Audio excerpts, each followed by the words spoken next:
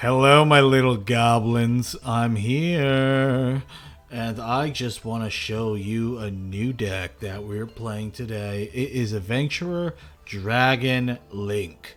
Now, this deck is all over the place. And when I say all over the place, I'm talking about when you look at people's lists, they either got some decks have 42 cards, some have 46, some have 50, some have 56, some have 60. So I was like, let's split the middle. Let's go down to 50. So, what this deck has a ton of hand traps. It's ridiculously expensive. This deck is probably the most expensive deck I have played on any of my videos, I would assume. Has a lot of ultra rare cards, mainly because it runs so many hand traps. It runs so many ultra rare extra deck monsters. So I think that's probably the reason why. But what does this deck perform with? This deck comes with a unique way of making a pretty powerful board state on turn 1, and it also is quite resilient. The one thing I do say that I don't like about it is a lot of the times I think the correct play is to go into Chaos Ruler instead of just going straight into the Borrow Load Savage Dragon, because Chaos Ruler is pretty much our starter. It lets us get a bunch of cards in the graveyard, so we can do a lot of shenanigans with Fairy Tale Snow, and vice versa. But the problem with that is if you're an unlucky individual like myself, most of the time when I Chaos Ruler, I am not kidding you. I have 31 monsters in the deck, and I will Chaos Ruler 5 spells like half the time. And the other half of the time, it's like 3 or 4 spells. Like, I never get like a very good where it's like, oh, I did 5 monsters, 4 monsters. But I think that might have to do with, maybe it's because we're playing 50 cards in the main deck. Maybe if we played 60, added 10 more monsters, or usually you don't add 10 more monsters, but if you add like a bit more monsters, maybe we'll get more lucky with it. I don't know. But I've just been very unlucky when it comes to the coin toss that is the Chaos Ruler's effect. Other than that, I mean, there are like some spells that aren't that bad to hit in the graveyard, like Chaos Space, because if we have a banished light or dark monster, it's a free draw. So, could be worse. So we're also running the Red Rose package in this deck, and if you don't know how that works, is it pretty much is you get Red Rose Dragon out with Halki Fibrax. You use Red Rose Dragon with a level 7.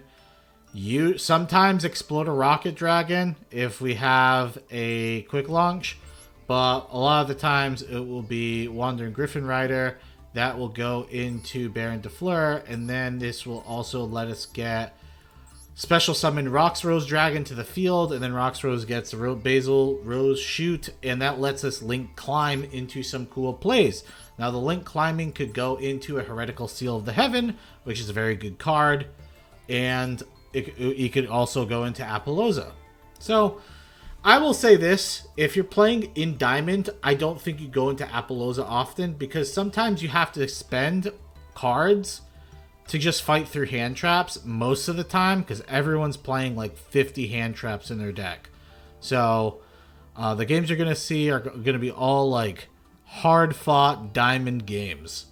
I hope you guys enjoy, and subscribe and give me a follow on Twitch if you aren't following already. Hello, my little goblins, and today the hair is not flowing. We've been a bit sick the past few days, but I wanted to get this video out, so I was playing some games off stream. We had to leave stream early because of it, which anyone who's watching the stream, I do apologize. But it's not very fun if I have to leave every like 10-20 minutes to go to the restroom. So our Striker Dragon is going to be getting us some cool-ass gangster shit. But we have literally no plays here. Like, we have nothing to do, so we just go into Heretical Seal, and we call a turn. We discard Effect Veiler because most people are playing Adventurer. Boom. Most people are playing Adventurer. We're playing fucking Adventurer. Almost every deck is splashing Adventurer DPE, so And I'm not complaining about it, but it's kind of annoying. It's annoying when everything's like the same thing. So he goes for the emergency teleport, and I was actually thinking about him destroying my Absa router. But then I was like, well, if he has a follow-up, he could go into Halki and then full combo. So we just counter it. There's no point in just doing it. And yeah, you could argue, oh, well, you could actually Ash the Halki too. It's like, that's a good point. It's a good point. We go for the Dragon Ravine. He has a Ghost Ogre of his own. Boom. So, it is what it is. We have Boot Sector Launch, though, which is pretty damn nice. But we're going to get our Rocket Synchron. So, if you know what the Rocket Synchron does, it lets you grab a level 5 or higher Dragon Monster. But once you use one of the Rocket's effects, you're locked into Dark. To Dark, not Dark Dragons, or just Dark type? Just Dark Monsters. You're locked into Dark Monsters for the rest of the turn, and that's with all the Rocket effects. So, you can't go into Heretical Seal. There's a lot of things you can't do. So, Boot Sector Launch, we are going to bam. And by the way, did you see that? I hit 4 spells. That's a common occurrence. So,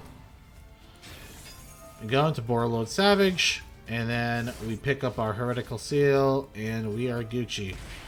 Our opponent's going to try and bait something out. We don't even bother countering any of this. It's pointless, really. He's going to go into Halki Fiberax, and that is going to get negated. Now, the thing that's crazy here is our opponent can go into Auroradon because he summons this Lowlion. But he chooses to go a Verte Anaconda play, which I find very confusing. Because, like, he probably would have been able to at least make Baron Defleur. Maybe he wouldn't have. I guess it really depends on what type of cards are in his extra deck. So maybe this was the best play for him. Either way, he smells. Because anyone who goes into DPE smells. We're not playing DPE. That means we're heroes. We're playing Adventurer, so we're like half lame. We're half losers. Our opponent's full loser, though. Which, you never want to be full loser. And speaking of losers, he let me just activate my field spell. I have no idea why. The second effect for Boot Sector Launch is I can summon monsters from the graveyard, rocket monsters from the graveyard with different names up to the amount of monsters they have. So since they had 2, I was able to get 2 free summons. Then we go into Hot Red Archfiend because he's sexy. That's why he's hot. The Archfiend is hot. Think about that. And if we weren't locked into Dark Monsters, we could have gone into Baron. Look at that. He's so hot. I was actually thinking about putting another, like, Archfiend card in the deck, but it's probably bad. Just because, like, getting locked into Dark Monsters kind of smells. I guess it is what it is. I think you could probably run Punk with this, too. And our opponent scoops because, like I said, they were full loser or half loser. GG. Hello for game 2. So, our opponent from the last game, he was running Auroradon, he was running Cupid's Pitch, he was running that the just Adventurer, I guess, combo deck without Tenye. I don't know if you guys played against it before, but they run like the Hyperion Librarian or whatever, so they can draw off Synchro Summons too. So he definitely had a lot of Synchro plays. Well, our opponent's doing everything, but we have this Effect Veiler. And honestly, this Effect Veiler looks pretty juicy. So we Effect Veiler here. And we were hoping he would counter with Wandering, and then we Ghost Ogre the Wandering, and then boom, he bites the dust. But instead, we have Called by the Grave, so we have to put a halt on that Ghost Ogre. Because Ghost Ogre is really good at countering Wandering's effect, which I think is hilarious. Because if Wandering can't return itself to the deck, it doesn't work, the negate. So he sets a card, and yeah, this is life's going right now. He gets a DP back because he's lame. We're gonna quick launch. So I'm actually at this point, I'm trying to bait the Wandering first, but also trying to bait the DPE, so I can like know what I'm actually gonna be doing this turn. And this guy takes forever to activate DPE. I swear to God. We Ghost Ogre this Griffin because we don't like him.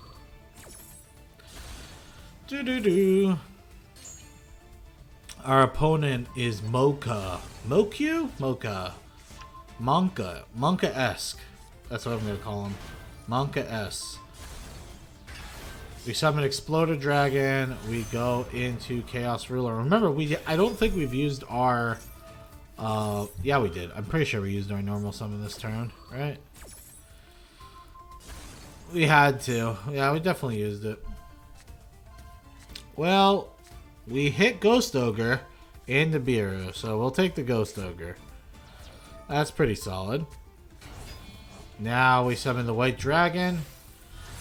That's going to go into a Borreload. Beautiful. So here we have like decisions to make. So we're going to summon the Chaos Ruler, right? So the Chaos Ruler, we have some decisions to make, but I actually, since we did normal summon this turn, we actually attack over and destroy the token because Dracoback's really annoying. And then we go into Nightmare Unicorn because he used DPE. And we bounce that shit back. And then Chaos Space can get our White Dragon back in the deck. And we draw for an Ash. And the Ash is actually... I want to say it was going to be relevant, but I actually don't think it is. He's going into Trident, which, again, annoying. Because Trident would be able to pop. If he was smart, he would pop and then wait for my next turn to pop again. But he can't attack over. He can't really do anything else from this standpoint. So he activates Celestial. We Ash Blossom the Celestial. He has Cross Out as his last card. Pretty annoying, but still, we know he can't Zeus. That's the big thing. He cannot Zeus, so GG for that at least. He activates Water Enchantress. He's going to get his right. Activates it. And he just concedes. He had no way of going over our monsters, even if he got his Wandering Griffin, which got destroyed. But if he had a second one, he wouldn't be able to go over the monsters. But like I said, I don't think he was really thinking, because if he had Dryden could have just activated his ability again on my turn. He would just have to pick between going into Borreload or going into Nightmare. I would say Nightmare would probably be the smartest choice, because if I had access code, he was probably going to lose, but it was a pretty good match. Hello for game number 3. Do you guys like my poster in the back? Looks pretty cool, doesn't it? Thank you. Well, we're doing some Fateful Adventure shit right now. I apologize for the yawn. We're not editing that out because we're fucking Chads. I'm recording this at like fucking 2 in the morning. So, gonna be a little tired. So, what's happening here is what we call in the history books a good cooking. So we go into Chaos Ruler. Let's see if we have 5 spells. Hope we do. Oh, monster! Monster! Monster! Spell! Spell! Wow, it's a fucking Christmas miracle. I think this was like one of the games I actually hit monsters in. And it was a pretty good monster because we're able to go into hot red. So now we have 2 negates. Pretty damn good if you ask me. He's gonna get his stupid smelly cards out. And we're just gonna negate that. Honestly, it wouldn't have been that bad to just activate Maxi. And we activate it now. Because now our opponent has such an odd like Mech Knight deck, but they're going to get the draw here. And he's going to pop. I have to get, like, it sounds stupid for me to do this because he has negate, but I need to make him use the negate. And either way, he would be able to just attack over. Like, if he wanted to, he just attacks over. You know what I mean? Our opponent's playing 46 cards, but you know, he gets the 1/2 of in his deck. He gets his right, and he also gets Fusion Destiny in his hand. Pretty cool, I guess. Pretty neato. But we just have to deal with the DPE. We could deal with DPE. So we activate right.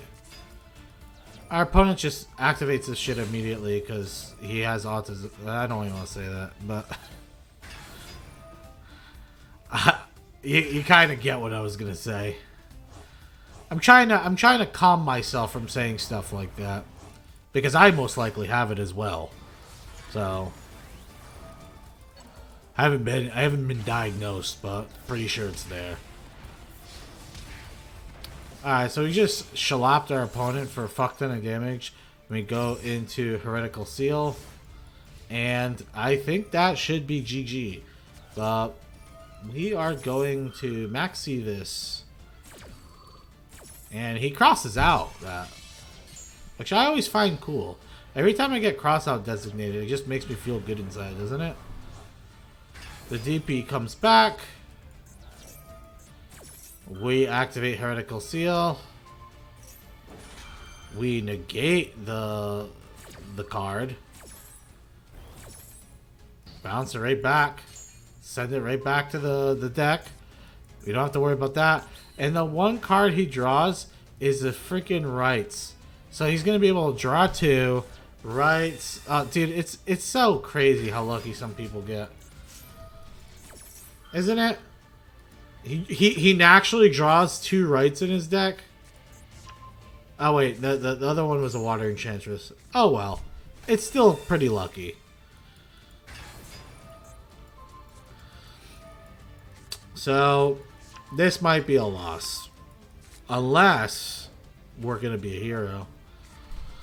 Summons his Wandering Griffin, but he doesn't have the power to kill my darkness. The darkness metal dragon. The darkness that's within all of us. So time to show him who a real hero is. So he activates Snow. Snow was an awesome top deck, so that was a little luck on my part. Because that let us force the Wandering Griffin effect. So now we can activate our Red Eyes. And now we're just going to Link Climb. Where you get the right. Snow's effect activate. They concede because they know we're going into access code and the game's going to be over. GG. Hello, you little yellow-bellied goblins. Well, we're playing the game of games. So we actually activate that Water Enchantress right there. And we did that so we can see if they have Ash. And it didn't seem like it. So, sounds pretty good.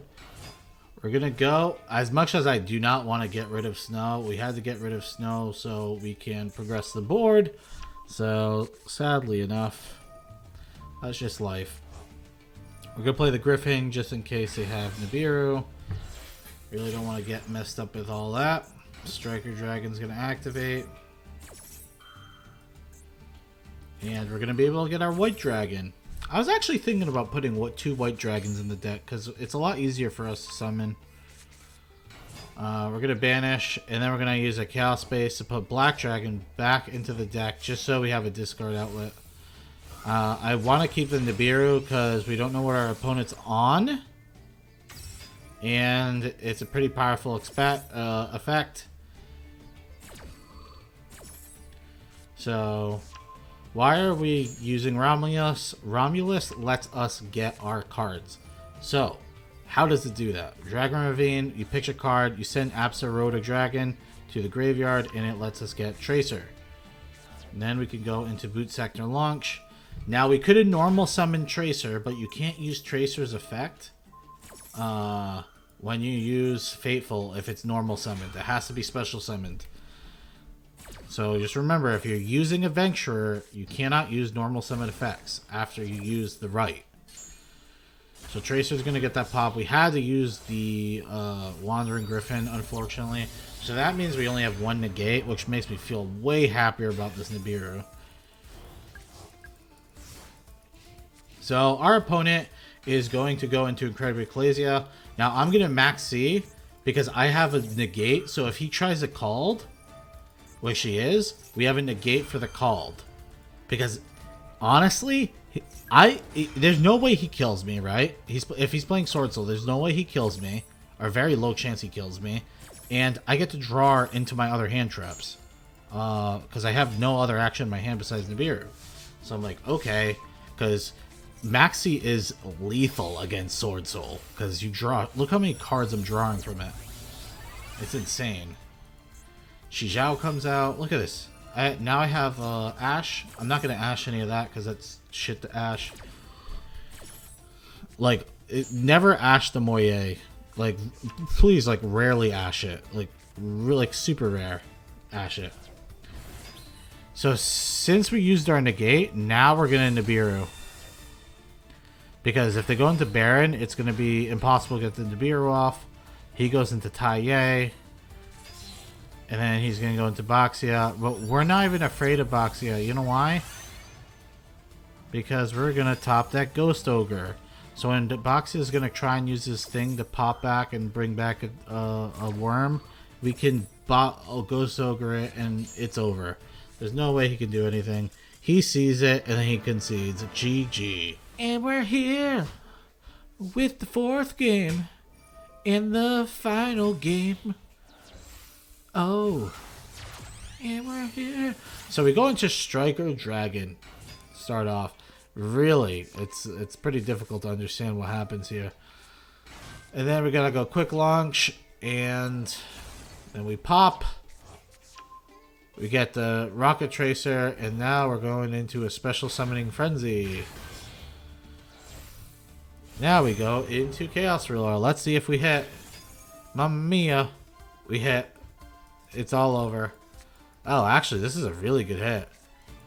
Holy shit. You know what? I take everything back I said about Chaos Ruler. I hit so often. Alright, we're just straight up popping off at this moment. It's actually pretty disgusting.